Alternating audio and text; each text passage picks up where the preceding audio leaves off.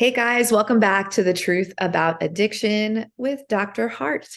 Today is an interview with a sober friend named Gwen Dittmar. She is highly accomplished and deeply spiritual. This is a not to be missed conversation. And before we get started, I'm going to read you her very impressive bio. Integrating an 18-year career in pharmaceutical and biotech research and consulting with a lifetime of soul-seeking and training after a near-death experience at age 14, Gwen's clients learn to use all of the human revolution for soul evolution. Gwen integrates a master's in spiritual psychology and certifications in professional coaching, quantum human design, Usui Reiki Mastery, Breathwork, and Shamanic Energy Medicine in her work with high-achieving professionals seeking their next level. Through private and group coaching and breathwork training, Gwen supports founders, executives, and teams at places like Whole30, Viacom, CBS, Microsoft, Wells Fargo, Under Armour, Tone It Up, Mind Body Green, and more. Holy shit. I am going to be sharing a link so that you can sign up for her newsletter and join her virtual community. Also, you can find Gwen in lots of other places. She has her own podcast called The Beautiful Grit. Her Instagram handle is at Gwen Dittmar, Dittmar, and her website, gwendittmar.com. Let's get started. So tell me what you need, and tell me where you bleed, and I will listen. I can listen. Oh, I will listen to you. Welcome back, everybody, to The Truth About Addiction. It's been a minute, and the wait is finally over. And I'm so glad it's with this beautiful woman sitting across from me. Gwen, you and I have known each other in recovery for years, kind of on the outskirts, like a very, our circles are woven together by certain people.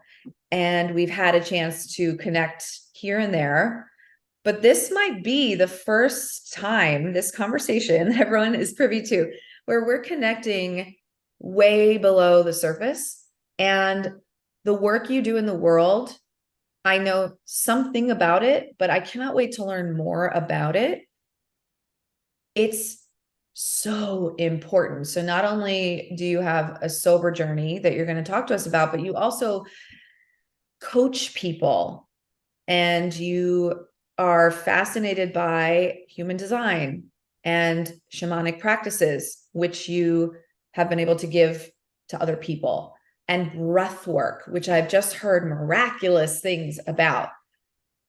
And I cannot wait to see what comes out of this conversation. So of course, we'll start the way that we start, which is just telling us about where it all began and any part of your addiction journey that you feel like sharing, and how you got sober, and then how you stumbled on this work that you're doing in the world, and how it's become such a deeply valuable resource to your work life, your sober life, maybe your love life, how you mother, all of it, how it infuses your day to bring you, I would imagine, more peace and more joy and more freedom. So yes. Hi, Gwen. Hi. Yes. And it is. I think this is one of the deeper conversations that we have had. And, thank you for having me here. Appreciate it. And also thank you to those that are listening. I think I had a lot of the similar traits that a lot of people who struggle with addictions experience. I felt different. I felt alone. I felt somewhat isolated, and I was very quiet. I was very shy. And I was also very sensitive. So I could, I guess what people might call more psychic. Like I could see people, I could see things behind, the veil of who they were, what they were saying. I would share things with my mom that I knew about people, and she would say, don't tell anybody that. And then those things would come to fruition, in months that would pass. And I think I kind of like knew there was power, but I was afraid of it. I didn't know what to do with it. So I think I pushed it down. And I think my first real addiction was probably work or perfectionism or just being the best. And so I think that also covered up a lot of anxiety. I think it was a coping mechanism for, dealing with a lot of the chaos that was going on in my family that, again, I could feel like I could see, but I felt like nobody else was really seeing. Nobody else was really doing anything about it. And so, over the years, I was very deep. I was a spiritual seeker, even when I was very young. And my mom would always say like that I was an old soul. And that she was learning things from me, and that I think I craved, though, like how to foster that. But I, was little. I didn't know how to do that. And I think just like a perfect mix of everything, my body started to, hold all of that. And then I think it started to try to come out. And so the ways that it started to try to get my attention and to come out. And I think it was also this energy inside of me that was trying to get everybody else outside of me to say, hey, something's going on that we need to address and nobody's addressing. As I started to experience these really intense, like vertigo spells, ringing, hearing loss. And, I would get these attacks of just extreme vertigo, and I was keeping it quiet, didn't know what was going on. And then, I finally came to my parents about what was happening through, unfortunately, a near-death experience when I was a teenager. But I think what that taught me, interestingly, was that there's so much more than what we see here and what we experience here. And yet I still didn't feel like I had a framework of like how to hold that. I didn't even really process that, I think, until I just recently went through, another round of trauma therapy. And the therapist was just shocked that I'd never really used trauma therapy to process the near-death experience and what had happened when I was 15. So, I think I just kind of also took what happened in that experience to also another extreme of just like, life is precious. We only have like, this is like this is the limited experience here, even though there are other experiences beyond this, but like, this is the only one of this that I'm going to have. So it's like, I took that to the extreme, and maybe that's just part of my inherent, ism, where I just, worked all the time and I played sports all the time. And I wanted to make the most of everything, yet I did that to a detriment of myself because I just was burning the candle at both ends. I think it was also interestingly combined coping mechanism for all the anxiety and all the angst, and the aloneness that I was feeling. So I would say that was really my first addiction, was working and burning the candle at both ends. And honestly, I mean, I've had times in my life where I would rest or I would relax or I would turn off. But I would say for the most part, most of my life was just really riding on this dysregulated nervous system, sympathetic state of fight or flight. But it was really guised as like, I was a go-getter, I was a doer, I was an achiever, I was like successful, I was checking off all the boxes. And so I think that's one of the things that's super tricky about that unique combination for, I think, a lot of people. And those tend to be the types of people that like are attracted to work with me, is because the thing that's like maybe so detrimental to you is actually very heavily rewarded in our external world, right? So that ism and the way that it initially showed up inside of me. And then it showed up again throughout my whole, alcohol addiction. And then after I got sober, right, I still kind of like leaned into, once I finally got sober, of like, I was always an athlete while I was drinking. I was still achieving in school. I was still achieving in my work once I graduated from college. And once I took alcohol out, then I just kind of amplified it even more, of like becoming a marathon runner and like doing triathlons and climbing the corporate ladder.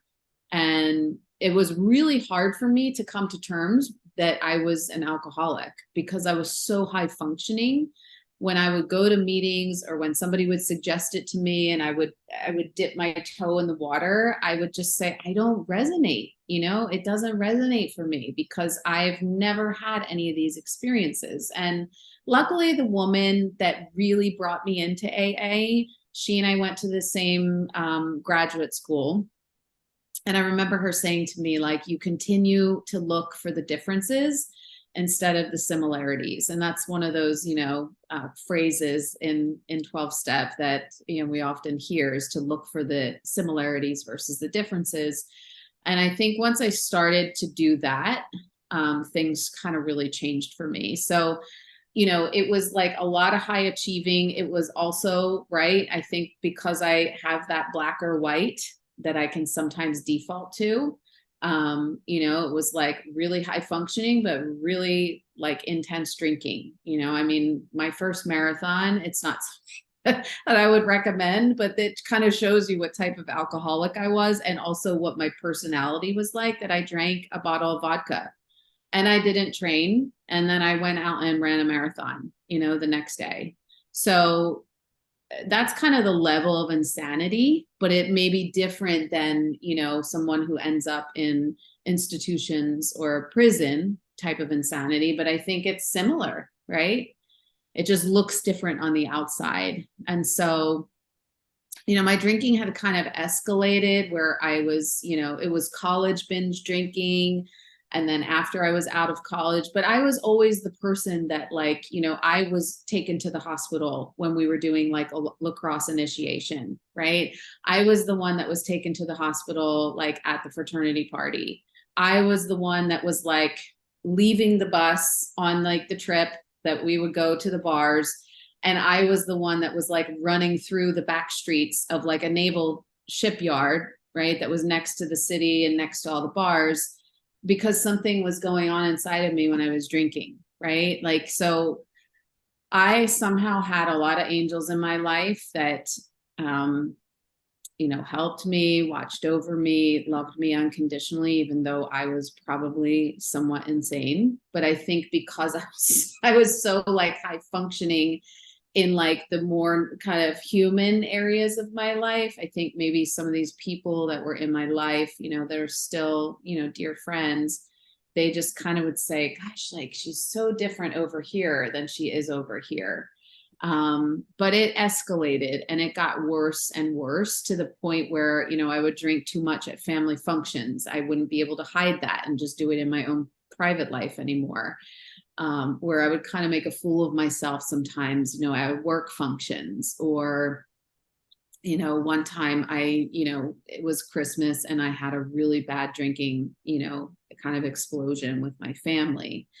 And, some people chose not to speak to me anymore.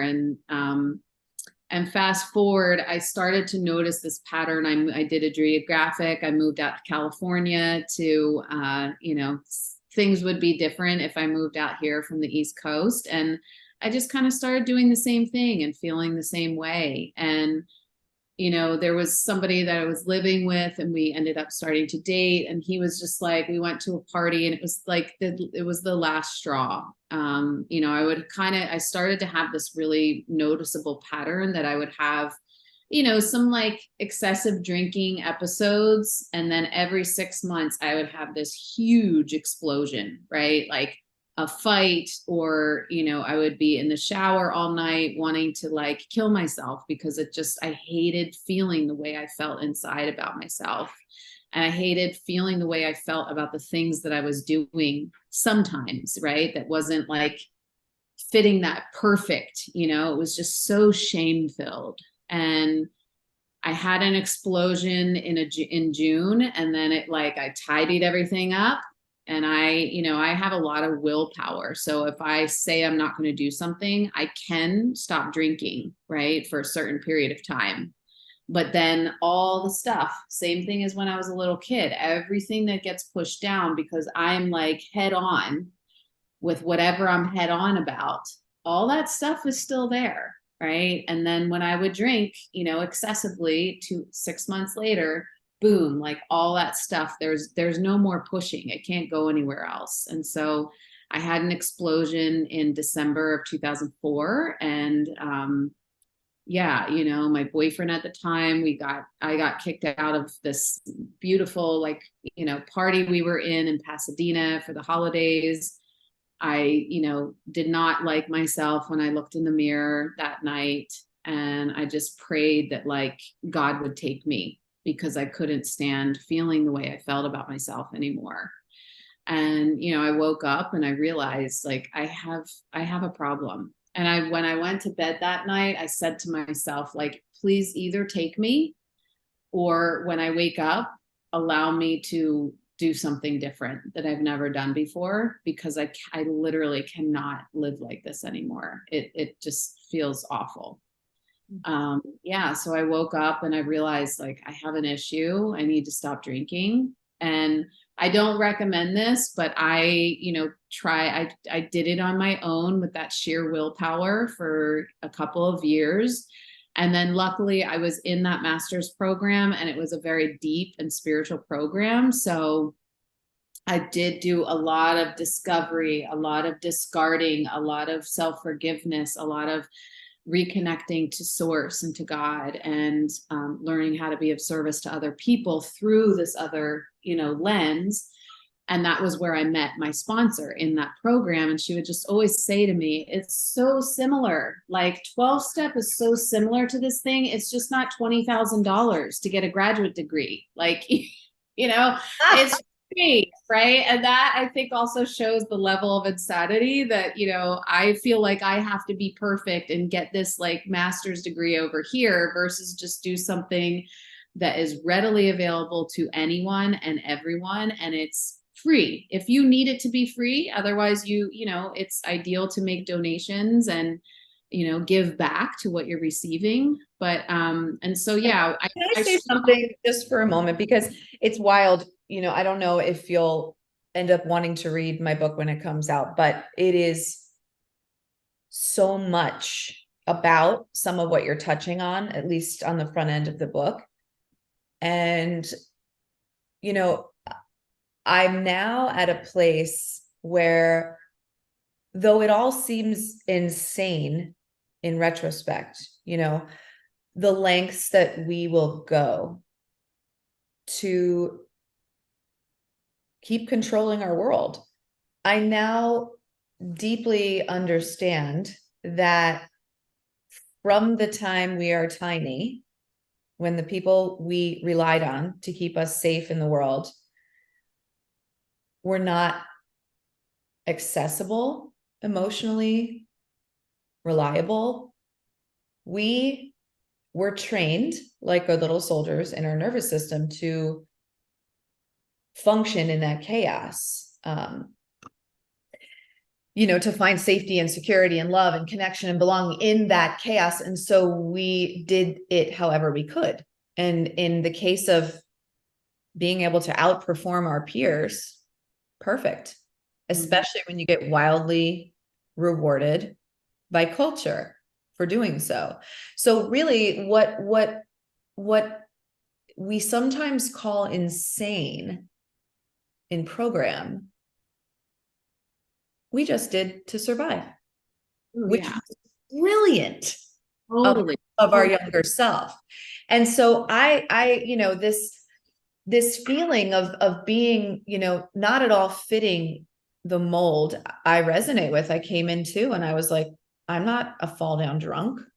I'm not a blackout every single night, 15 drinks, sheets to the wind drinker. I have a job. I have a this, I have a that. And I think it's really important to to touch on the fact that at the first glance of AA or any 12-step program, it is, for a lot of people, really off-putting. It is against everything we learned and needed to survive. You want me to do what? You want me to believe in a God that sounds religious and punishing? You want me to call myself this fall down drunk when I have straight A's and a job and a boyfriend? You want me to, that it makes no sense for good reason, right? So you did pay $20,000 partly because you found language, Yes, that resonated. And then as you broke open and as your wiring patterns collapsed because you finally were emotionally desperate enough to go, this shit doesn't work. And boy, did I fucking try. Only then were you like, maybe there's a version of the steps that does land somewhere inside of me that I can befriend. yeah. Yeah, and I mean, I think the biggest hook for me to unhook in the beginning was like, I am powerless. Because that one was really, to what you were just sharing, like that one was really tricky for me. Because I just felt like I am actually very powerful. Like I'm very committed and disciplined and determined. Like I have created all these things. So I think for me, that was like one of the trickier ones to recognize and like retrain myself around that word. And that's why I loved the sponsor that I had, is because every time, you know, when I finally called her after 4 years of first meeting her and, you know, 4 years of being sober physically. And I was like somewhat emotionally and spiritually sober because I had gone through that program. It was really deep. And then I volunteered for 2 years after. So I was like continuing to be of service and really continuing to look at my own material. However, right, there was still something that was off, which was why I called her. You know, I called her because I said, I still don't feel right. Oh, there's a hummingbird right at my window. I said, I still don't feel 100% right. Like I still feel emotionally hungover sometimes when I engage in money and sometimes when I engage in men.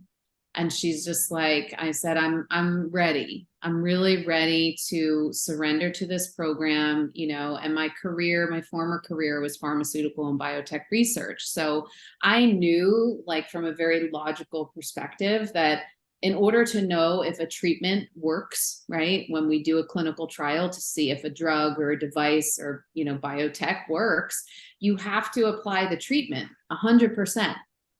And you have to commit to a time frame of doing that and then collect data. And then based on the data, see whether it's something that you want to continue doing or not. Right. So I tried to apply that same, and I had believed in that. So I said, let me just approach this the same way. Let me give 12-step, you know, a year full in, no questions, no fears, no doubts, no questioning it. 100% in, right? Do the meetings, do the sponsor, do the work, do the service. And then after a year, if it has not made my life better, I can go back and do what I was doing before, or I can find something else. And it was great. You know, I called her, I asked her, she just was so like happy. And she's like, I've been praying for you. I'm so happy. And I asked her to be my sponsor and she said yes. So she really trained me in the beginning. Every time I would call with an issue, you know, and I was so logical and organized and, you know, professional, that I didn't call her whenever I had an issue. We had a standing appointment once a week, you know, for an hour, where like I would call her and I would go down through all the bullet list issues. Like I didn't even do the program really like the way that most people do it, but it worked for me. And, you know, everything that I would talk about in that conversation, she would say, okay, so say step number 1. And I would say, I'm powerless. And she'd say, over this, whatever situation, person, place, or thing. Right. And so, I wanted to continue on to the next step. Like, okay, I'm doing this perfect. I'm checking the boxes. And she'd say, no, like, we need to stay with this. I want you to continue calling me. And when you call me, we're just going to go through step one every time. And she kind of kept me there, I would say, for at least a couple of months, which was great though, because it really trained me to, like, anything that I was thinking, any story I was telling myself, any emotion that I was having, any challenge in my life, like, I'm powerless over, right, this person or this situation with work or this way that I'm feeling or this story that I'm telling myself right now. And then I did, luckily, through that master's program, work out a lot of my God issues, a lot of my spiritual issues. So I had a connection to something greater than me. I mean, it grew a lot and it deepened and it became even more unconditionally loving, through working a sobriety program. And, I would say probably, I think it was maybe like halfway through the year, I had this like massive spiritual experience where I was running. I love running, and it's like my God place for me, and I ran when I was a little kid because I think it was my way of just like checking out, and like feeling my breath and feeling my body and feeling my muscles and like feeling, just like this essence, like this true essence of being in a human vehicle. And it always was very spiritual for me. But I also realize now in retrospect, right, there was like some unhealthy components to that coping mechanism, but there were also some super healthy components to it, right? So it's like I was naturally resourcing nature by always going outside and running and trying to like regulate. I was trying to regulate my nervous system, right? I was trying to like come to my breath. I was trying to come into the present moment, because when you're running, like, you do kind of need to be present. Otherwise you're going to trip on something or you run into a tree or, right? So I think it was like bringing me into the present moment. I think it was also, like, we know, like bilateral, like stimulation, right? As I was trying to just like regulate myself with like that tapping of my feet, one foot after the other. And I think it also gave me the gift of like, I want to achieve this. And so like, I'm going to keep going, even when I feel tired or out of breath. I'm just going to keep going and I'm going to feel that reward. But right, there were also some unhealthy components to it too. But I just, I feel like this spiritual experience I had, I was running on Ocean, Ave in Santa Monica in that park. And it was like during the day, tons of people out. And I was listening to Outstanding, that song Outstanding. It's like a 70s song.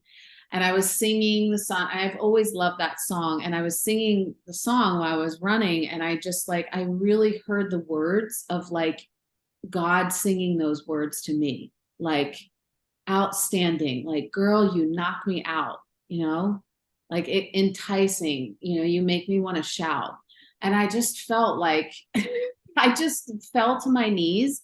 I started sobbing in the middle of the park, and before that, I think at any point in my life, I would have been embarrassed or self-conscious or like, who's looking at me, or I'm being weird right now. And I just didn't care, because this like grace of God was just moving through me. And I was like laying on the ground, like in a fetal position, holding myself. And I just was listening to these words as if God was speaking to me and telling me like how much like it loved me, and that I was held, and that I was amazing. And to remember, that I was amazing. I wasn't this person that needed to feel wrong or imperfect or, unworthy or shameful, like that I deserved, love, and I deserved good things. And after that, I just thought, okay, there's something here. There's definitely something here in this program. Yeah. I love that. God. And I don't know. It seems impossible to me in 2023 that there's still so little understanding about what it takes for an addict to get sober. And there's some really cool research now that dispels the idea that, you know, shouldn't you with willpower alone just be able to stop? Because willpower comes from our prefrontal cortex, which is the first thing when we're dysregulated to go offline. So what you're describing, which of course is this like heartbreakingly beautiful moment, is when you reached your spiritual bottom. And then all the grace flooded in, you know, all the willingness. And you'd had glimmers of it, it sounds like, several times before. But that shot all the way through. And it feels like, you know, when I'm divinely inspired, I'm a very visual learner, describe it as if I had 3 channels, you know, one big wells that are either, you know, full of darkness or full of light, one in my gut, one in my heart, and one in my head. So like intuition meets heart meets intellect. Yeah. And they're all open. So the light can shine all the way through, both on the way down and the way up. That's when all the clarity comes in, and all the readiness and all the willingness, and fortunately and unfortunately, for any human, whether you're an addict or not, to change at the level we're sort of talking about, from the way you were trained, by your hardwiring, by your upbringing, by culture, to be so perfect, and the way you were patted on the back, to dismantle all that training, you know, that channel has to be open, and those 3 things have to be connected so that the grace of God can flood in, whatever God means to you. And I really hope we can dispel that more, you know, this idea that like, shouldn't you just be able to stop? Like, how bad does it have to get? And as if we can reason our way out of our addictive tendencies, because we cannot. Literally, we cannot. Well, and I would say too, like, you know, you know, a lot of people even say this to me, like, I'm a very like disciplined, determined, will-powered person, you know. And when I learned about human design, which is this really cool, you know, philosophy that was downloaded by somebody. It wasn't somebody trying to seek this out. It was like they received this information, kind of like you said, when those portals are open, we can be channels, you know, for divine guidance. And it includes Vedic astrology, the Kabbalah tree of life, quantum physics, the Chinese I Ching hexagram. And, you know, it puts all of these ancient philosophies into one, and you can see this image of yourself in what's known as this body chart, right? Which has a lot of these energy centers. And then you can see there's different, you know, lines and things that are highlighted, et cetera. But really what I gained from it was where I saw my body chart, and a lot of people describe it as an experience similar, I think, to like maybe when you have one of these spiritual experiences, whether it's sitting with another person and hearing their story, or being in a meeting, or just feeling presence somehow, or, you know, that moment of surrender when you go to your knees. It's like something there's like a transmission, right? Like you said, there's a transmission of energy that moves through you, whether it's like from the earth up through you, or whether it's through the sun and the sky down through you and the stars. But like the human design, when we look at it, there's like a transmission that happens where we get to see really the truth of who we are, right? It starts to just energetically dispel all the stories and the conditioning. And what I saw when I looked at my chart was like, I have all these open energy centers. So it made sense. Oh my gosh, like, wow, this is, the person reading my chart was like, wow, you have a very open chart. I'm like, okay, that makes sense, because I've always felt so sensitive and so empathic and so, being able to like see behind the veil. And then they said, wow, you're only 2 energy centers that are defined, right? Where you bring defined energy to the table is your heart, which is your willpower center, and your throat, right? Which is where you communicate what you are going to will and do in the world. Those are the only 2 energies that you really have defined all by yourself. And I just felt so resonant with that. And, but I've also had to learn, right, how to balance that innate quality of willpower, right? Mm-hmm. Human design kind of teaches us that yes, we have these gifts, but it's also, a continuum of frequency, right? So we have gifts that can have high frequency and they can have lower dense frequency. And, that tool has been so helpful, and breathwork has been really, really helpful too.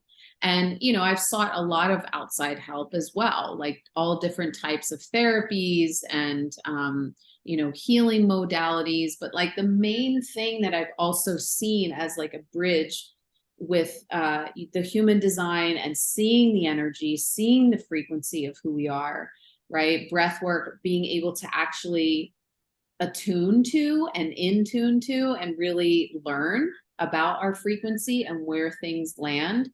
But also, shamanism has kind of taught me that, again, we are frequency. And so when, I was younger, maybe I was very open, and maybe frequencies that I didn't even know about, that I was unconscious to, were kind of coming, right?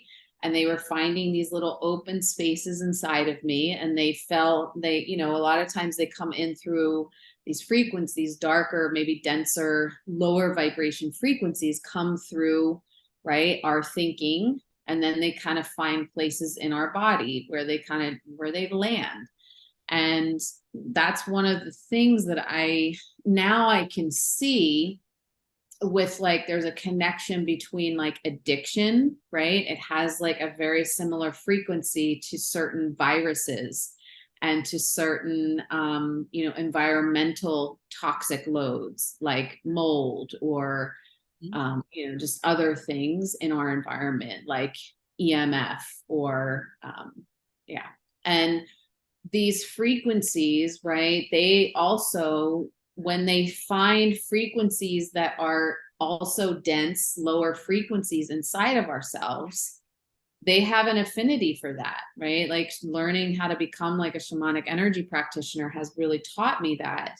And so now, like, I know that if I'm not engaging in the program, I kind of open myself up for energies that aren't aligned with like the frequency of love, like you talked about, right? This channel.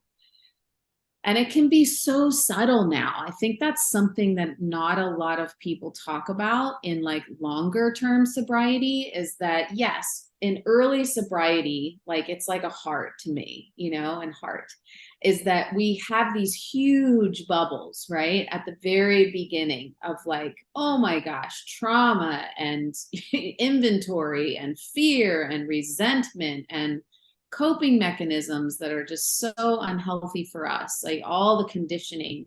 And, we spend a lot of time healing those things in the heart, the big bubble of the heart. But then once we start to like have more sobriety, it becomes narrow, and it can become even more narrow. And I think having like, that old black or white thinking, for a lot of people, it can feel like it becomes too narrow, right? Like life maybe becomes, I don't know, smaller, but it actually gets to become even bigger.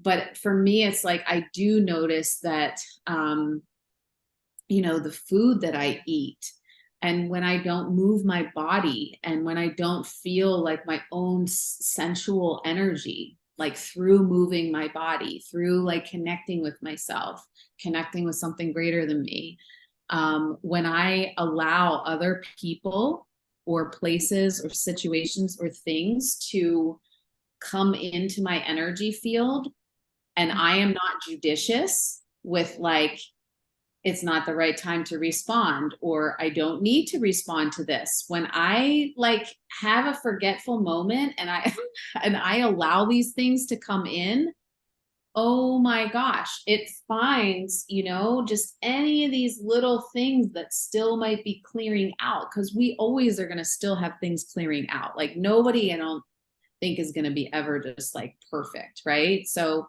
you know, those things now, like where it used to maybe take a much bigger thing to kind of find that darker energy inside of me, now because there's a lot less of it, it's like if something little comes in, it's like, ooh, yay, we can kind of come in there and just disrupt her gut microbiome or her digestion, right? Or like, you know, recently you asked me to share about some recent things. Like, so recently, you know, I have some chronic health conditions, autoimmune and, you know, other things, because I spent so many years burning the candle at both ends. And it's not to like beat myself up for that. I have a lot of compassion. I was really doing the best that I knew how to do. But similar, I think, to an addict, like I did some damage to my body. And so my body carries like really high titers of Epstein-Barr, right? And my body has some more inflammation and, you know, some other things. My digestion is like super sensitive because I think I spent so many years in fight or flight, right? Like all the energy in my arms and my legs, and like a lot of everything in the middle just had to shut down to stay safe.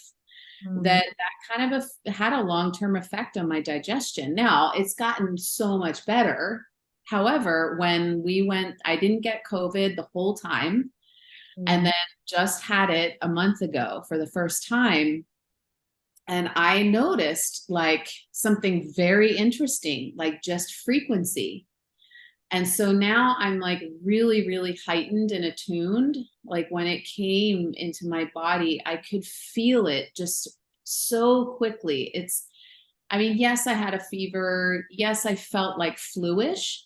I didn't have a lot of the respiratory and the cough, but like what I'm learning is that both through science, I think, and spirituality, like, shamanic energy medicine, is that like energies find places, right, in our body where, and then it will kind of mimic the energy that's already happening in the body, right? So if like inflammation or autoimmune is kind of something that like, yes, it can be dormant or in remission, but if something comes in, it's going to find it there and it's going to be like, ooh, let's have a little party in here.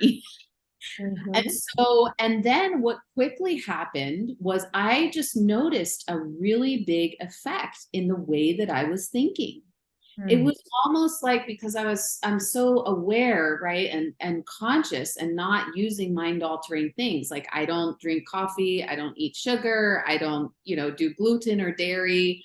You know, I'm kind of, you know, not dating for several, you know, I haven't been in a relationship in 4 or 5 years. So like there's a lot of noise that has gotten very quiet. So I am like fully present. And that's one of the gifts of it, is that, you know, I could see, like, it was almost like I was outside of myself, observing myself and observing how this like virus, right, was kind of going to another maybe more dormant autoimmune or virus, or maybe like even addiction, right? The addictive, like that thinking.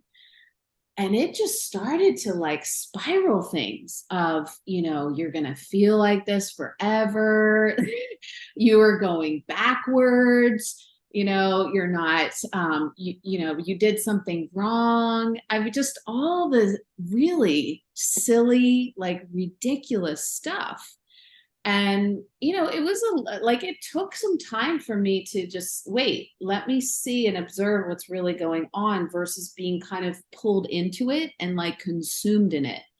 And it's interesting. I've seen other people come, to me for one-on-one sessions or more deep container work of coaching, for 3 or 6 months, that have kind of noticed these things. It's interesting. I've seen like higher numbers of people coming.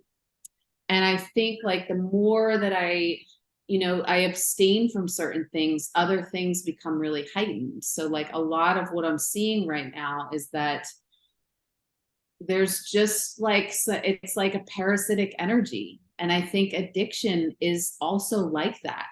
Yes. And it mimics also like what I've seen happen to people in myself and other people with like mold or other like Lyme or other autoimmune, that it's like this thing is in the body, and to what you were saying, that it's not just willpower. It's not just like our thinking. These things really change, the biochemistry in our body and how we can move through that. So it is really, I will also say that going through mold last year, that truly was a massive, both practical, scientific, and spiritual experience. And what I've learned about mold on a spiritual lens is like it hides.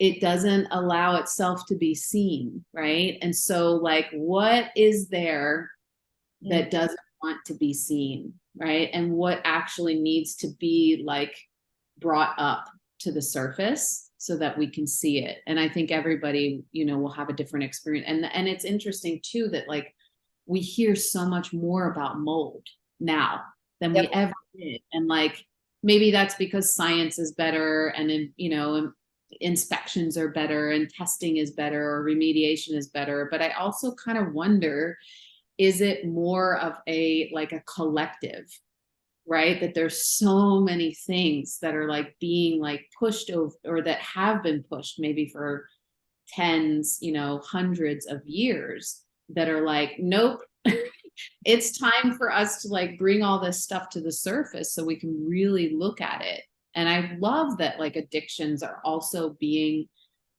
brought to a surface, and like a whole new way of being able to hold them and look at them, and and people, who are experiencing them. I want to know so badly, with all the resources you have, when these more nuanced life circumstances show up and you are able to take the seat of the observer, what happens in those moments? So you've got therapy in your tool belt. You've got the 12 steps. You've got your sponsor. You've got shamanic practices, breathwork, human design, which is fucking incredible. Where do you go? Like in a recent experience with COVID, because that's very, very recent. What did you find yourself drawing on to help? That's a great question. And it's interesting. It's almost like, I don't know if you have this experience, and I see a lot of coaching clients that have this too, that like, we almost like revisit things, right? And I always talk about this like a spiral, like they're like rings in like the tree trunk, that it's not that we didn't complete it or we didn't heal from it or we didn't learn from it. It's just like, it might be what our soul incarnated here to experience or to learn. And so we learn it at different levels, right? So it's like the COVID thing felt very much like this, like a repeat. It felt similar but different to the mold that was the year prior. And it felt similar but different to like the SIBO and like all the gut stuff the year prior to that. And it felt similar to the just the Epstein-Barr, like when I finally realized that's why I was tired. Yes, pandemic, I had just gone through a divorce, my mom had just died, like that stuff all stacks up, right, in our nervous system and in our bodies. So I think the number one thing that I noticed was like my thinking kind of went to not a great place. And I could tell this, right? I could see it like, oh my gosh, my thinking is really stinking right now. Like my thinking is not supportive. And so that was very much like the first place that I went to, was just catching myself anytime that I started to spiral, or I started to go down that parasitic path, that viral path, right? And pausing and asking myself. So Byron Katie's The Work is like something that I love for when the thinking is really not in alignment or healthy. And I would ask myself, like, COVID, okay, I'm exhausted, I'm tired, I feel like I'm dying. Like, and that takes a lot for me, having, I push myself, like, I am resilient. I'm a single mom, I run a business, and there's no family here. So I would ask myself, is that true? Right. And that victim-y parasitic part would be like, yeah, it's true. You're alone. Life is hard. And then I would say, okay, well, how do we know that that's indefinitely true? Is it like the only truth? And then it's like, okay, I don't know. I mean, it feels like it is, but maybe there's something else. And then the next question is, how do I feel when I think that thought? I feel pretty shitty. I feel tired. I feel like death. I feel like I'm never going to get better. I feel like, did I do something wrong? Maybe I shouldn't have traveled. Maybe I shouldn't have experienced joy. Maybe that exposed me to cope. Like I could see the insanity, right? And so then the last question is, who would I be without that thought? Well, if I wasn't thinking that I was dying, or I was sick, or I was alone, or like there's no help, or, just all that just victim parasitic energy, I would feel like, okay, I feel tired today. That's all it is. There's no story about it, right? Maybe my body is actually my friend. Maybe my body is actually trying to help me. Maybe my body is trying to say, hey, you just had COVID. I know you don't feel like death, like flu anymore, but you might still be clearing this out of your body. And let's not do the same thing that, so the next thing that I do is I do what's called like this process work that I do in my coaching. And it's very somatic, it's very emotional based, but I like it because it also blends the mental, the emotional, the somatic, as well as the breath and the energetic and the spiritual. So it's like I go to that place, I close my eyes and I ask my body, like, okay, where is that thought or that emotion inside of me, right? Where has it taken up space so that God is not in that space? My higher self is not in that space. Like that parasitic energy is in that space. And, for me, it kept feeling like it was a lot up here, and some of it was in my gut too. So I went to the one that's bigger, right? Because sometimes when we're emotional, it's like we feel it everywhere. Like, I just feel anxious and emotional and upset everywhere. So I think that tool also helps us to try to like identify, oh, wow, I really feel a lot of tightness in my chest and in my stomach. And I feel a lot of fogginess and headache in my head. So this one was the biggest. So I went there and you give it a color, you give it a texture, you give it a temperature, so that thing becomes its own thing. And it's almost like you can separate it from you, right? Because the truth of who you are is that, yes, you have all these little things at your table. You have the inner child, I have the victim, I have the judge, I have the perfectionist, I have the not enoughness, I have the badass, I have the points where I know that I'm a goddess, I have the places where I'm like, a willpower, like masculine driver. I have all these parts at my table, right? And then I'm realizing, oh, okay, we're just going to bring this part to the table. And then I'm going to sit, one of my best bosses in the corporate world, when I was in that pharmaceutical world, he was incredible. And he was a psychiatrist. He was an MD, and then he was also a PhD. And he was one of the first people back in the 60s that ever used LSD to treat alcoholics. And he was shunned, right? But he just kept doing research. And anyway, I worked with him, and I remember him saying, like, a good leader is somebody who has open conversations and is open. It doesn't mean they choose to do it, but they take into consideration all the different points, right? And he really taught me to do that. So I brought this, you know, darker energy to my table, and I said, okay, like, what do you want to say? You know, and it was just dark. It was negative. It was like defeating. And then, you know, I give myself an opportunity to speak as well. And I say, like, damn, like, you are really dark, you know, you're really like victimy. You're really like putting me down. You're really making this difficult for me. And then, you know, a lot of times the longer we dialogue with these aspects of ourselves, most of the time, what I find is that even if they are a dark energy that needs to be lifted and cleared out, there typically is still some wisdom in there, right?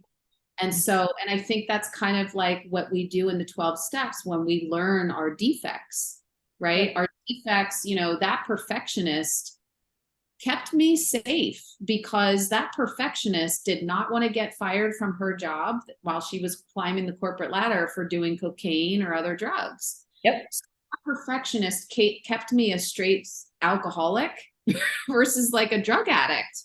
So while it's not super healthy all the time, you know, there were some things that she did do well, right? So it's like, you know, what I dialogued and what I really found was that this part was trying to get me. It was like beating me up because it wanted me to see that there was something dark that had come through whatever, the virus or whatever, or it was finding something dark that was still existing inside of me. And it was trying to get me to listen, to like, stop, slow down. You need something else. You're jumping back into your work and you are not well yet. You need more time. And so we can thank these parts, right? And I was able to say, like, thank you for your message. And now it's time to like shift. Now it's time to go. And then that's kind of where like the tool of breath work comes in, whether somebody wants to do like the full on, you know, kind of more healing modality of breath work, or you just want to do a breathing tool. You know, and what I really got from that voice was like, it was like, you need to do breath work every day, like 30, 40 minutes of breath work every day to like clear this parasitic energy. Like, I'm here and I'm trying to get you to like deepen here. And you will be able to clear me out, but you really need to engage in this. You can't. And the other thing it was interestingly telling me was like, nobody else is going to do this for you. You can't go to a healer. You can't clear this out with ozone. You can't clear this out with vitamin C drips. Like, a healer is not going to do this for you. Another shamanic practitioner is not going to do this for you. Like, you need to do this for you. So that's where I'm saying, like, these dark energies, they suck, you know, and a lot of times they suck our life force. But again, if we can have the conversation long enough, which I think is so similar to 12 step, right? If we can have the conversation long enough and we can stay in the steps and we can get to the end of them, we can come to this huge awakening. And so, you know, I thanked that thing and I said, okay, it's time to go. And I did. I committed to doing breath work for 30 days, you know, and I don't know what day I'm on, but I'll keep doing it. I think I probably will just do it till like October 15th. And then, and a lot of times when I'm working with somebody, like, I'll just have them breathe like, and like, really, right? That's like part of that shamanic energy practice, is like imagining, you know, that breath coming out, that you're pulling it all up. You're pulling it up out of the bottom half, the bottom chakras of your body. You're pulling it up out of these top chakras of the body. And then you're sending it out, and also being really clear as to where you're sending that energy. So like, don't just breathe it out because it's going to find space in your home in some little nice 90-degree corner. It's just going to like hide out there, you know? So it's like, be clear. I'm sending this to the sun, right? I'm sending this to the black hole. I'm sending this down into a fire, you know, that's going to burn this up and turn it to ash. Really using nature, because we know from our ancestors and ancestral medicine that nature was like our helper and our resource. And so that I would say is like kind of the, you know, that's the process that I took myself through. And then I also was really honest with myself of like, what feeds dark energy in my life right now? Not having good boundaries around my time, working too much. Those are just some of my character defects that I will default to, right? Or pushing myself, or, you know, eating shitty food, or drinking things, you know, beverages that like coffee, or, you know, something with just stuff that's not good for me. And then I know that. Yeah. So I would like say like, that's kind of where you get to bring these more ethereal things like into action and into like practicality of everyday life. And, you know, I mean, one thing that's huge for me is like doing my morning rituals, right? Like, so like writing my gratitude journal, getting up to breathe, pray, and meditate, reading something, you know, from literature or something else that's inspiring. Wait, put a pin in that, because that might come into play in the next questions I ask you. I do want to say, first of all, your ability to like express yourself and your self-awareness, I've been told the same thing, is extraordinary, and it's a testament to the work you have done and continue to do on yourself. And so I can see why you do the work in the world that you do, and why you have clients who come to you and stay with you. It's really inspiring, and it's rare. It's rare. And I want to say for the people listening, you know, the kind of self-examination that Gwen is discussing is graduate level shit. Okay. So if it feels completely out of reach, overwhelming, impossible, even, it's not. Yeah. Don't have to start there. Her and I have a lot of time sober. We would never have been able to start at a place like that with any real, true understanding, I don't think. So it's okay. And this is a conversation that, like a really good book, you can revisit again and again and again if you're on a spiritual path, addict or not. And you might hear something in a new way. It might land differently based on where you are in your life. And so, not at all to make you feel defeated, or, you know, just know that this is, you know, something that I can hear her say right now. Some of which, by the way, only recently can I hear, because I've been learning about internal family systems through Dr. Becky Kennedy. And she talks about the people that live inside of us and whether or not your highest self is sitting at the seat of CEO.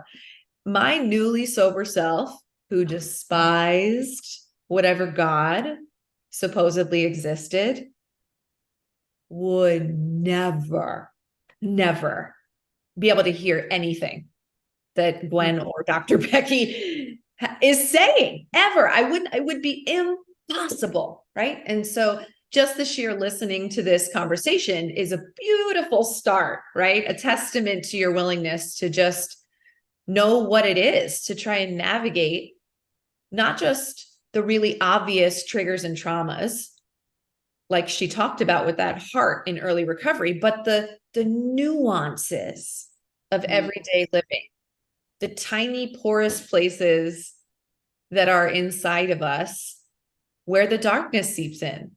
You know, this is you know, I too believe we don't ever graduate from our spiritual curriculum here on earth, much as sometimes I wish we could. I will say like another really challenging experience right now. And, you know, a lot of my friends say to me, like, they're like, you should really talk about a lot of the things that you manage on a daily basis, because people don't know, you know, and people don't see it because you don't talk about it. And, you know, one of the reasons I don't talk about it is because it involves, you know, my other two co-parents, and it involves their personalities and their patterns and their choices and their reactions. And sometimes I don't feel like it's appropriate for me to talk about that because that's their story or that, you know, their life. But I will say that, you know, when I realized hearing you talk just then and telling the listeners that if that feels overwhelming, right? I think where you can start is to learn where you're in pain and learn where you're struggling and ask for help from somebody who either has what you want, right? Like they tell us in the program, or who is finding a solution, right? So I realized that I have been attempting to manage, and co-parent with two very interesting and challenging individuals. And I've been doing it alone.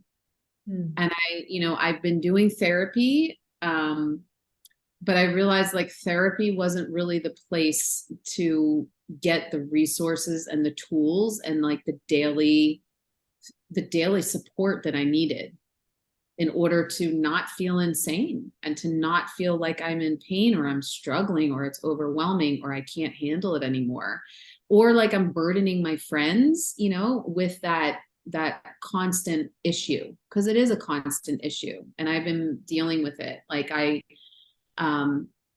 there's just like ongoing legal things and ongoing custody things and ongoing no child support things and disregarding boundaries and disrespecting boundaries. And, it can be really frustrating, and it can be,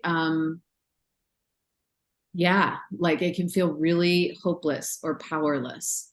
But what I realized was that, it wasn't a place to get support from therapy. And it wasn't really getting solved in AA, because I was trying to solve it in AA and it wasn't working. And so I think, one of the most important things is to know where to ask for help. And if you don't even know, just start somewhere, right? Like I went to AA sharing about this and everybody kept saying, I think, everybody in the meeting is sharing about Al-Anon issues, and these are not Al-Anon meetings. These are AA meetings, right? So I realized like, oh, someone's telling me that I need to go to Al-Anon. So I started going to Al-Anon, and that has been so helpful. And I feel very new, but I also feel like I have a lot of tools. So it doesn't feel new, but it similarly at the same time feels new. And just some of the things that I'm really learning and being reminded of are things that I know from other tools that I've gained or other things that I've studied or practitioners, right, that I've learned from or healed with, is like awareness of what's going on, right? The acceptance of what's going on, and then action. So, right, when there's like challenges with a co-parent, being difficult and creating chaos in my life, like I have the awareness that that's happening, but like I also need to have the acceptance that like I can't do anything about that. The only thing I can do is like, am I allowing that to come in? Am I allowing that to ruin my life? And what I realized was like, oh, that's kind of a pattern from that little girl. That little girl felt everything. That little girl absorbed everything. That little girl was like, what am I going to do? Like, even though I looked calm on the outside, I was constantly feeling like, oh my God, I can't stand this anymore. It feels like torture. These people feel like torture in my life. And what I realized was like, I have to accept that this might be the way it is for the rest of my life, And so what action can I take that's going to allow me to not have that overwhelm and anxiety, and that's going to let that little girl know that she's not alone, that she's not crazy, that she is like picking up on real things, like her intuition is accurate. And that she doesn't have to absorb it. Like she can dispel it, and she can live like joyfully. She can have joy in her life, even though chaos wants to be over here. And it might not ever go away. So I would say that's another very real and very challenging, Yeah. like hiring lawyers you don't have the money for, you know, children kind of being affected by it and wanting to shield and not have them be affected by it. But like, you know, I've also learned like I can do what I can do to as much as I can. But I also have to remember, which is super hard to swallow, that like my children, they also have a soul that came in, right? And that soul came in and chose these people, chose me, chose these other people, all the, you know, the players, the situations, just like my soul chose to come into the things that I came into. And the things that I came into, I am now grateful for, you know? So trusting in God's spirit, source, you know, higher powers plan, even if it doesn't make sense to me. Okay, that is the perfect segue. So this is like such an epic conversation. I wish I didn't have to. I know. I'm like, we are way over time. Oh, I mean, no, first of all, who cares? And second of all, says who? Right. Okay, so here are the 3 questions that I ask everybody, and you'll see maybe now why I stopped you before, because I feel like you were maybe beginning to just describe this, but I could be wrong. The first one is describe your perfect day. Ooh, what a great question. I wake up before the sun. I do a really long breath work and have this like epic shamanic traveling experience and connect with God. I wake up, get up out of bed, and I still have time to like pray and meditate as I watch the sunrise. Yeah, I write in my journal. I think there would probably on my perfect day be a little bit more just like ease in the morning. But there would still be space for me to exercise and sweat and move and like listen to music alone. It's really important for me. Also with my human design to have alone time. Not everybody's like that, but and then yeah, I would have time with my kids. We would get to connect and play, maybe at the beach. And then yeah, just like feel kind of just like, I don't know if you probably do, just like that level of like relief and like almost like a wonderful exhaustion in the body after you've like really worked out and just had like so much juiciness moving through your body that you're just and kind of feel that with the sun and the ocean. And then, yeah, like come back and take showers, get ready, go out to a really nice dinner with my kids. I think a perfect day, there would definitely be a partner in there somewhere. Yeah, maybe it would be sharing like that meal at the end of the day. I definitely love walking at the end of the day after a meal, looking at the sunset. And probably at night, there would be like games. There would be like card games and just like friends and community around a table, laughing, joking, playing. There would be a fire pit, maybe a fire ceremony. Yeah. And then just like snuggling with my babies before bed. Sounds pretty dreamy to me. Let's create that perfect day as soon as possible or get close to it because I'm down. Well, and I will say, I remember one of my first coaches saying to me, what would your life be like if your vacation was as close to your daily life as possible? And I would say that my daily life is not always like that, but it's kind of similar. There's definitely components to it. So I would say for the most part, and I think that's why I don't crave to go away on vacation all the time. I don't feel like that need like I used to. Because I feel really, I think like, you know, the only thing I think that would be different in my current life that I've just been, you know, intentionally and visualizing is probably just a little bit less work, a little bit more help in my business so that I can really be in my zone of genius and having a little bit more time where I'm like really present with my kids, right? Like I'm not picking them up from school and having to do another little hour of work before we move on to the sports in the evening. Yeah. Yeah. Okay. How about your current day idea of a higher power? What does it look and or feel like? Oh, and I will say about that dreamy day and about current life, I just want to reference because you said it, a little while ago to listeners that maybe are not there yet, that like the way that I live now was a dream.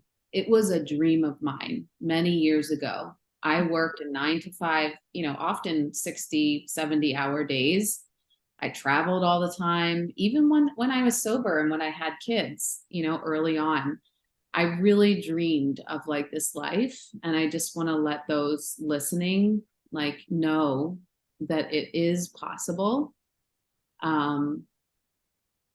Yeah, sometimes we have to remove some things that are in the way and not even necessarily having to remove the job or remove the travel, but like there were internal things that I needed to remove too.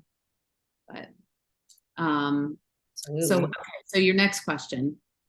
Yeah, your current understanding of a higher power.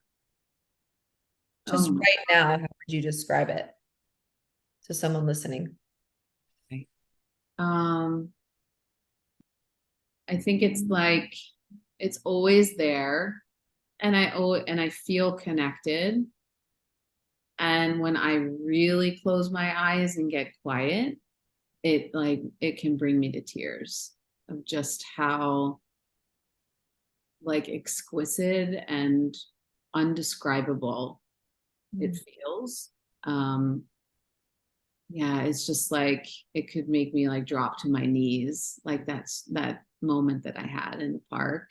If I like, but I have to be willing to let myself be that surrendered and that vulnerable to let it wash through me like that. But like for me now, God is in obviously people. And when I look at people and like in person, when you like can look in their eyes, you can like see their soul. That to me is just like higher power. Higher power is like these like little synchronicities that happen of like, oh my gosh, like, I didn't know how I was going to pay for that lawyer that we have now on this huge legal thing for the custody. And like something happens just completely unknown, I would say higher power is in like nature, truly. I feel like higher power is present when I'm, like leading a group or when someone's sharing about their experience or yeah, I'm like training, doing like a breathwork training. The sky, the clouds, the sunsets. Yeah. Beautiful. So this last question, you're probably gonna have done this type of thing 1,000 times because of the work you've done on yourself and the work you do in the world. But if I asked you to close your eyes right now and imagine that you're sitting across the table from your inner child, pick whatever age comes up first, from where you sit right now in this moment, everything you lived through and stayed sober through, what would you want her to know right now?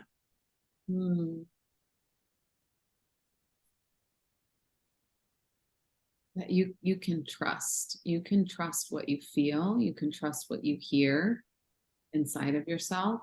You can trust what you smell and what you sense. Like it's real. It's very real.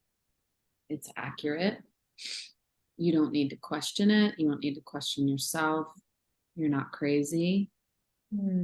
All of those things are very real. You're really tapped in. You're way more tapped in than you realize. And I understand that it can feel very lonely because there's not a lot of people around you that are seeing and experiencing the world the way that you are, but I'm here for you. And I've taken all these trainings and I've studied with all these master medicine men and women, and like, you're not alone. Like, I'm right here with you. You can ask me questions, and if there's something that you're experiencing that you don't understand, and I don't understand, I will go learn for you. I will go learn and better understand it so that you can feel fully empowered, that you can let your power come through, and that you do not need to dim that or dumb that down, and that you're loved. I love you so, so much. I'm here for you.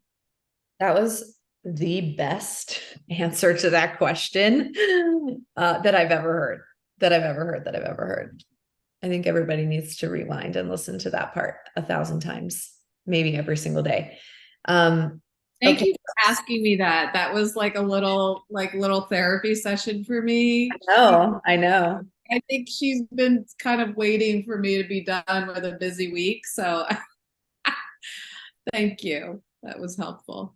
Well, I mean, I think on that note, I really want you to tell the people listening where they can find you, for any reason whatsoever, if they wanted to work with you or experience some of your upcoming events. So can you please let us know? Yeah, so I would say website is best, or Instagram. So my website is gwendittmar.com, and my Instagram is also Gwen Dittmar. I also have a podcast. It's called The Beautiful Grit.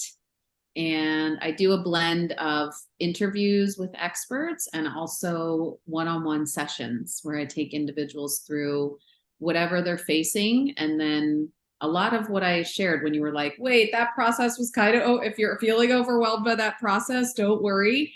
Because I really wanted to, in the podcast, demystify kind of what you said, that this feels like a big, serious issue in our life. And sometimes we can actually create a lot of movement in just one conversation. Mm-hmm. Yeah. I would say those are the great places to connect. Perfect. And I will, of course, write all of that out in and the newsletter. Oh my gosh, I'm so sorry. I forgot. So the newsletter, that is a way that you can keep up to date on what events are coming up. So I do circles every month. I do virtual breathwork circles, virtual Akashic record circles. So if you have a question and you're really wanting to get some answers from a whole nother level of consciousness, I also do in-person here in Los Angeles. So signing up for the newsletters, they will be reminded of what's coming up. And then also I have a virtual community. So there is a free option for the virtual community. There's about 430 women right now. So you'll be able to connect with other like-minded women who want to live and who are working their lives this way, as well as a subscription. And then with that, you get some of the virtual work, this virtual circles, and some more support. Yeah. Amazing. Amazing. And if anybody is driving and they can't write any of that down, it's okay, because in the bio that is written out for the podcast, which is on all the streaming platforms, there'll also be on my YouTube channel, the actual video of the interview. Everything will be written out so that you'll have access to how to contact Gwen if you want to. And it's been my honor to talk to you this morning. Thank you so much. I appreciate it. Appreciate being here. It's lovely. You're welcome so much. And I hope we can talk soon again. It's overdue. Way overdue. Way overdue. Have an amazing day, Gwen. Thank you. Bye.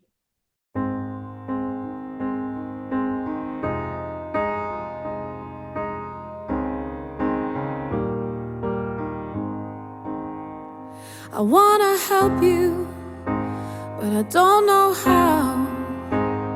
I wanna guide you, but I can't figure it out. So tell me what you need, and tell me where you bleed, and I will listen. I can listen. Oh, I will listen to you. You seem so stuck there, holding on to some old story, still going strong. So tell me what you did, and tell me how you lived, and I will listen. I can listen. Oh, I will listen to you. Where can you go now? Can I keep you from falling down? If you just keep floating, you won't drown. There's a knowing that can be found. If you listen, can you listen? Oh, I will listen to you. There's a voice deep inside you that will be there to guide you. So tell me, what do you hear? Can you quiet your worst fear? If you listen, can you listen? Oh, I will listen to you. Where can you go now? Can I keep you from falling down? If you just keep floating, you won't drown. There's a knowing that can be found. If you listen, I can listen. Oh, I will listen to you.